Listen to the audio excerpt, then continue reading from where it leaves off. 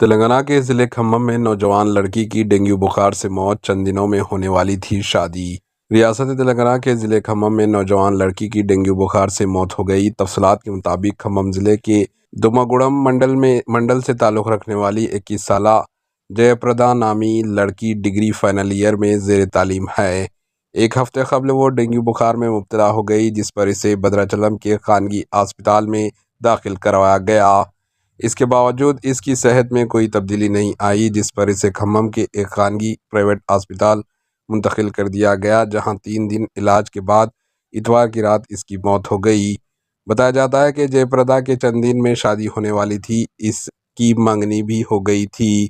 تلنگانہ کے کئی ڈسٹرکٹس میں گزشتہ چند دنوں سے ڈینگو بخار کی وبا چل رہی ہے اور ڈینگو بخار سے اب تک کئی بچوں کی موت ہو گئی۔ Bureau report, AHA news. AHA news کو لائک کریں، شیئر کریں اور سبسکرائب کرنا نہ بھولیں۔